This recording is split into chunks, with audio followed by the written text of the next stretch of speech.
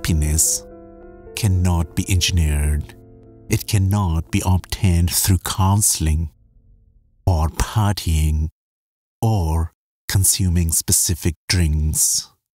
Making you happy has become a multi-billion-dollar industry because a vast majority of us go with the flow and ignore the key prerequisite for lasting happiness, which is tranquility of soul and contentment of the heart. The question is, what's the prerequisite for tranquility of soul, and how do we achieve this?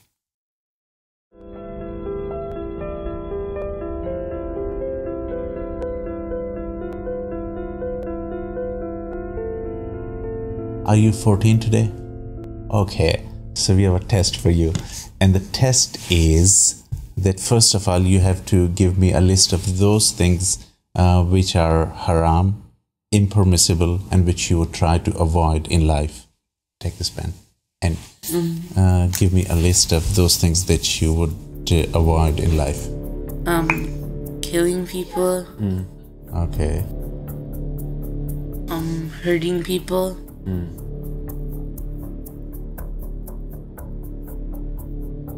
What else? Lying.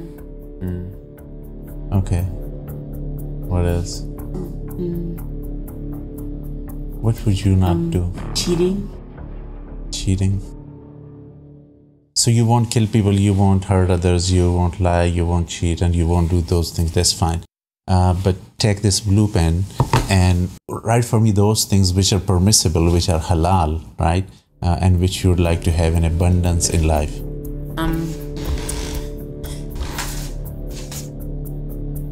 GTR.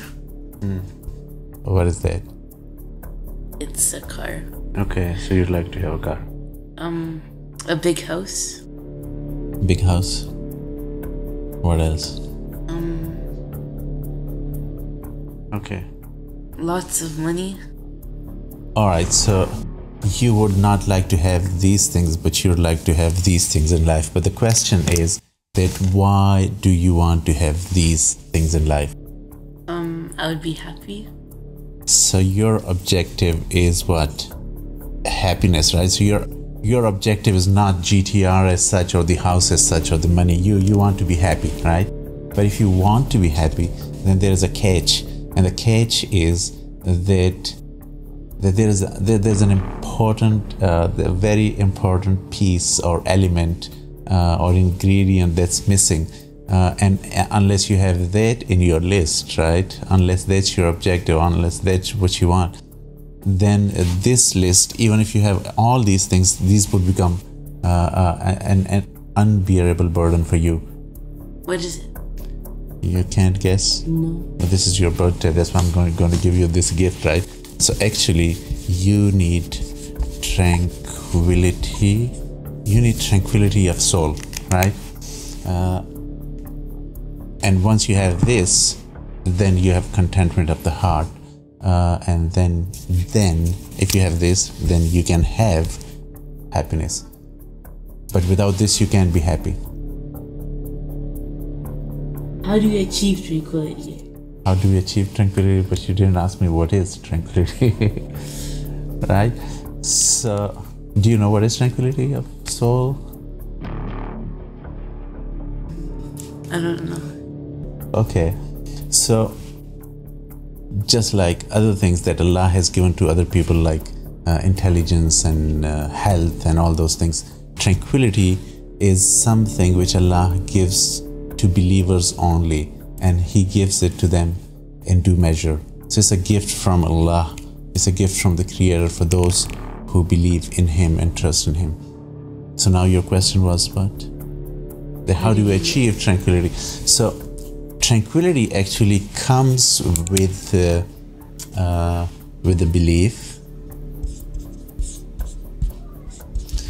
belief and trust in Allah, right?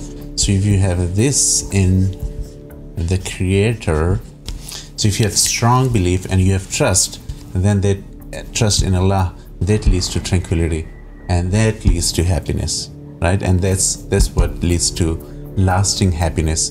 But as far as these things, there are so many rich people in the world who have all these things, but they are not happy because they don't have this. So these elements, these are the prerequisites for tranquility, right? And what kills tranquility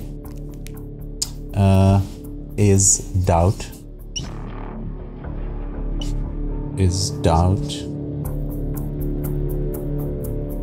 Doubt and disbelief.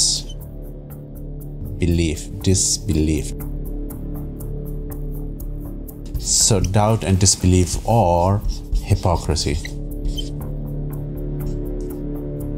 So if you have doubt, if you don't believe, and if you're a hypocrite, you do one thing, you say one thing and do another.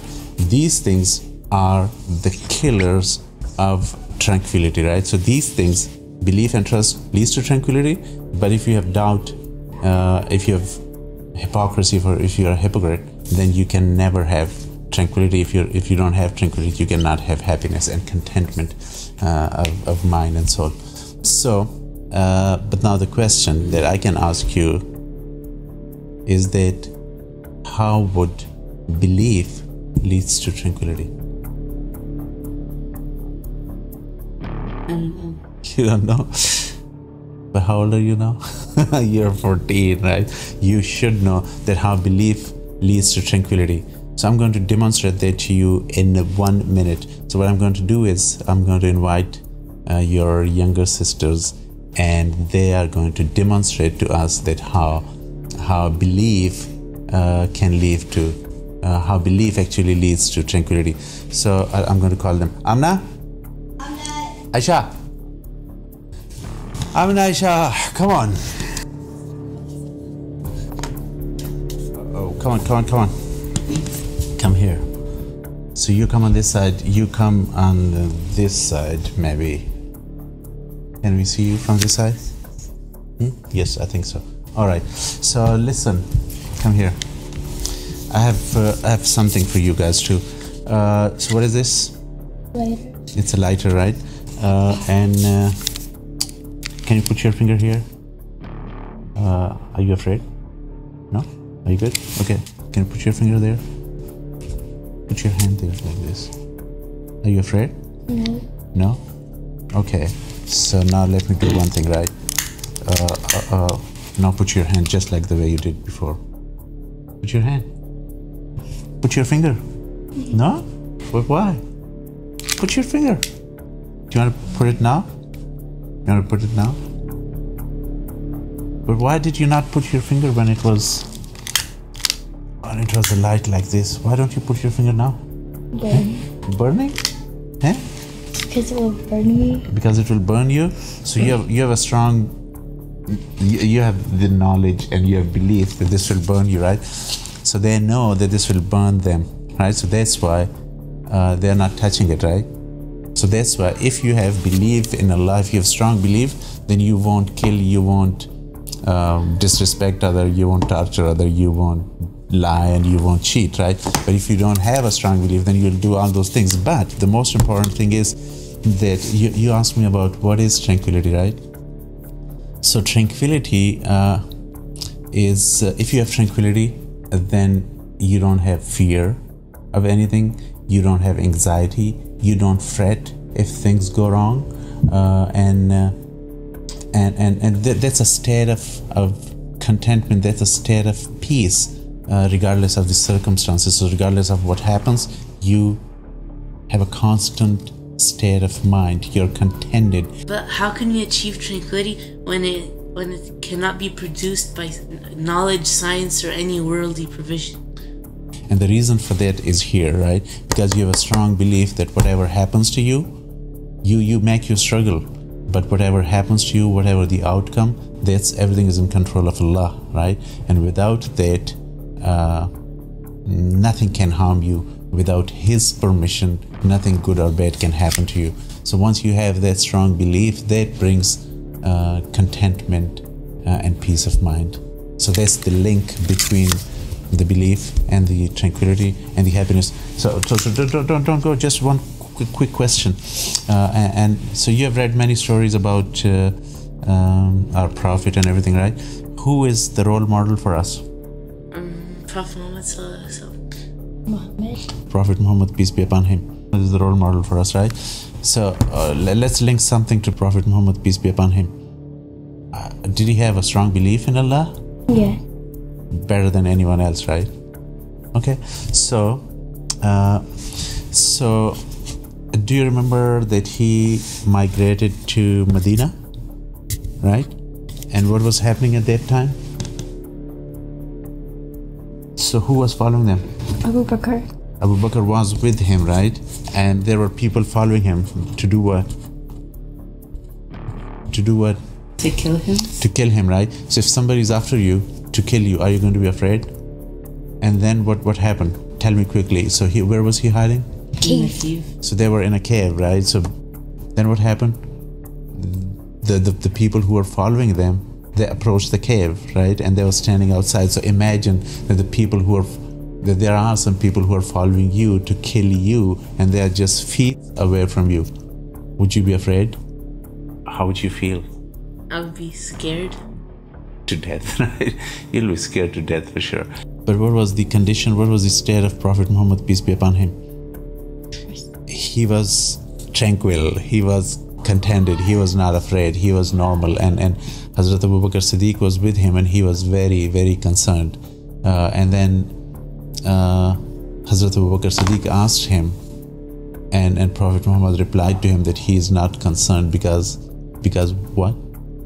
Allah is the third one of them. Because Prophet Muhammad told him that Allah is, that there were not two in the cave, there were three, and the third one was Allah among them. So that's why Prophet Muhammad had very, very strong belief that nothing bad can happen to him except the will of Allah, right?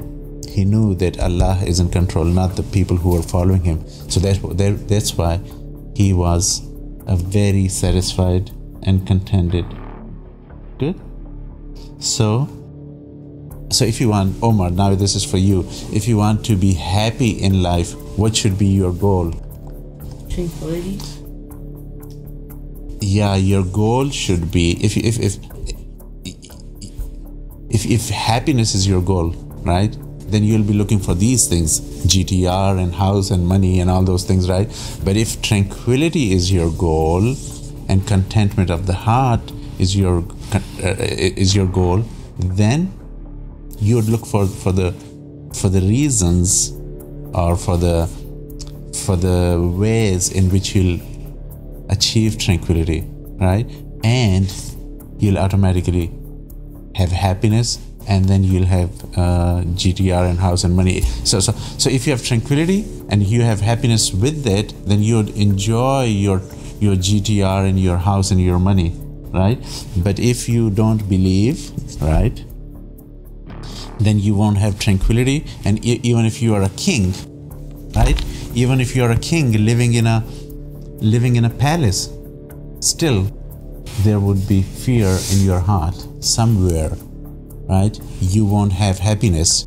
You would have anxiety. You would have depression and all those sorts of things. But you won't have true happiness. But on the contrary, if you have strong belief, then even if you live in a hut, right, in a very small house, and if you don't have GTR, and a big house and lots of money, right, and still you would be what? Happy. It means you're listening. Okay. Did you get the lesson for your birthday? Congratulations. All right. Thank you.